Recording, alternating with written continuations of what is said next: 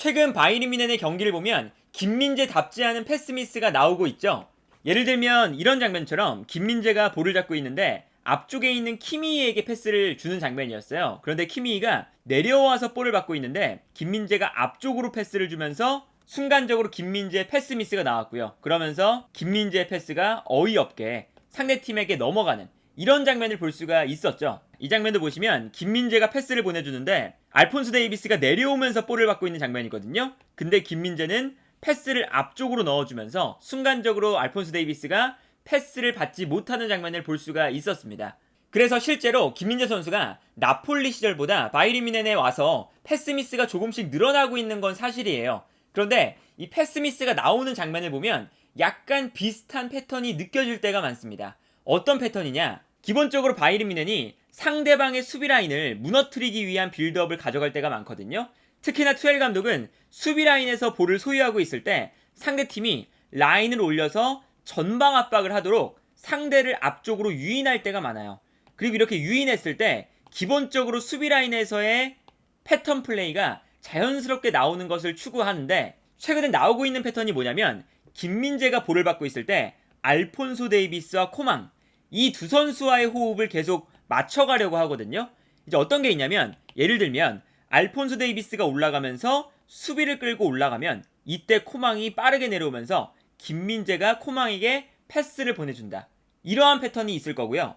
반대로 코망이 내려오면서 수비를 끌어당길 때 이때 알폰소 데이비스가 뒷공간으로 침투해 들어가면서 김민재가 알폰소 데이비스에게 패스해주는 패턴도 있습니다. 그리고 상황에 따라서는 코망이 내려오면서 수비를 끌어당겼을 때 코망이 순간적으로 방향을 바꿔서 뒷공간으로 뛰어들어가고 이때 김민재가 코망에게 패스를 보내주는 이러한 패턴도 나오거든요.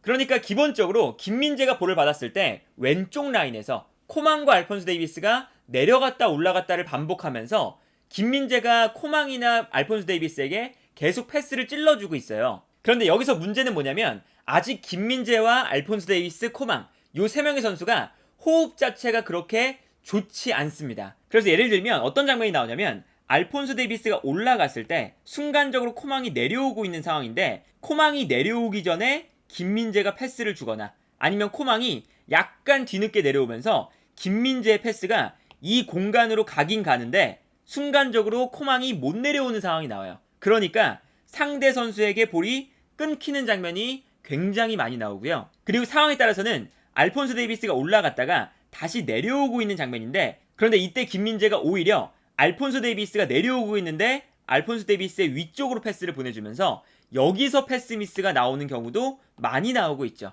그래서 예를 들면 이제 이런 장면에서 패스 미스가 나옵니다. 알폰소 데이비스가 순간적으로 내려오고 있고 이때 수비가 끌려 나가는 장면이거든요. 근데 여기서 코망이 내려올 줄 알고 김민재가 코망 쪽으로 패스를 보내주고 있어요. 그런데 코망이 내려오는 속도도 늦었고 김민재의 패스도 약간 애매했죠. 그러다 보니까 상대 공격수가 알폰소 데이비스를 따라가다가 김민재의 패스를 중간으로 들어와서 끊어내는 장면이 나옵니다. 그래서 이 다음 장면을 보시면요. 김민재가 패스를 보내줬는데 코망은 늦게 내려오고 김민재의 패스도 약간 애매한 상태가 되고 그러면 상대가 코망과 김민재 라인 사이로 들어가서 볼을 끊어내는 이런 장면이 나오고요. 이 장면도 마찬가지죠. 김민재가 후방에서 볼을 잡고 있을 때 이번에는 그나브리가 내려와서 볼을 받아주려고 하는데 또다시 알폰소 데이비스가 약간 올라가고 있는 상황이고 그나브리가 내려오고 있는 상황인데요. 이때 김민재가 그나브리에게 패스를 보내주는 순간 요 루트를 읽고 그나브리가 내려오는 속도도 늦었고 김민재의 패스도 애매해서 상대 선수가 중앙으로 들어오면서 이 패스를 끊어내는 장면을 볼 수가 있습니다. 그래서 최근에 김민재의 패스 미스를 보면 약간 패턴이 비슷해요. 코망이나 그나브리가 내려올 때 알폰소 데이비스가 올라가고 이때 그 라인 사이로 패스를 보내주다가 끊기거나 아니면 알폰소 데이비스가 내려와서 볼을 받을 때 알폰소 데이비스에게 패스를 보내주다가 끊기거나 그러니까 이 왼쪽 라인에서 패스를 주고받는 이러한 패턴을 가져가다가 미스가 나오는 장면이 많거든요. 그런데 이러한 패턴이 패스를 주고받다가 미스가 나오는 장면도 많지만 한 번 통했을 때 상대 수비 라인 뒷공간을 완벽하게 무너뜨리는 장면도 똑같이 많이 나오거든요. 김민재 선수가 바이에른 뮌헨에 갔을 때 말씀드렸지만 분데스리가는 바이에른 뮌헨을 상대하는 팀들이 바이에른 뮌헨일지라도 수비 라인을 굉장히 높게 가져갈 때가 많습니다. 그래서 바이에른 뮌헨 입장에서는 후방에서 볼을 가지고 있을 때 여기서 한 번만 풀어나오면 상대 수비 라인 뒷공간을 무너뜨릴 수가 있는 거거든요. 그러다 보니까 김민재도 계속 뻥뻥 차내는 것이 아니라 상대 수비를 의도적으로 바이에른 뮌헨이 수비 쪽으로 유인하고, 이때 김민재가 주변에 있는 선수들과 패스를 주고받으면서 상대 수비 뒷공간을 노리는 이러한 패턴을 바이에른 뮌헨이 전체적으로 노리고 있는 거예요. 그러다 보니까 코망이 내려왔을 때 알폰소 데이비스가 올라가고, 이때 김민재가 알폰소 데이비스에게 패스를 보내주면 이 공간이 완벽하게 열릴 때도 있고요. 상황에 따라서는 코망이 내려왔다가 아까 말씀드린 것처럼 전방으로 뛰어 올라갈 때, 이때 김민재와 코망이 한 번만 두 선수의 움직임이 통하면 순간적으로 이 뒷공간을 무너뜨릴 때도 나오죠. 그래서 예를 들면 이런 장면들이 나옵니다. 김민재가 볼을 가지고 올라오고 있는데 이때 코망이 내려오면서 수비를 일단 끌어내는 장면이에요. 그때 알폰소 데이비스가 이 장면에서 앵글에는 보이지 않지만 전방으로 뛰어 올라가고 있습니다. 이때 김민재가 뛰어 올라가는 알폰소 데이비스에게 한 번의 패스를 넣어주고, 요 패스가 기가 막히게 들어가면서 이 다음 장면을 보면 알폰소 데이비스가 침투에 들어갈 때 순간적으로 수비 뒷공간으로 완벽한 패스가 들어가는 걸 볼 수가 있었죠. 그래서 상대 수비 뒷공간이 순간적으로 김민재의 패스 한 번에 무너지는 장면을 볼 수가 있거든요. 그리고 다른 장면도 마찬가지입니다. 이번엔 반대로 알폰소 데이비스가 내려오면서 수비를 끌어당기고 있어요. 이때 코망이 순간적으로 알폰소 데이비스가 끌어당긴 수비라인 뒷공간으로 뛰어들어가는데 이때 김민재가 뛰어 올라가는 코망에게 스루 패스를 넣어주는 장면을 볼 수가 있습니다. 그러면서 이 장면에서도 김민재의 패스가 한 번에 들어가니까 상대 수비 뒷공간이 무너지면서 코망이 김민재의 패스를 받아서 상대 수비 뒷공간으로 뛰어들어가고 있는 걸 볼 수가 있거든요. 이 장면도 마찬가지죠. 김민재가 볼을 잡고 있을 때 코망이 약간 내려오고 있는 장면이거든요. 그래서 상대 수비가 코망을 따라서 순간적으로 올라오고 있어요. 그런데 올라오다가 잠깐 멈추면서 올라오는 뒷공간으로 재빠르게 뛰어 올라갑니다. 그리고 이 뒷공간으로 김민재가 정확한 롱패스를 뿌려주게 되죠.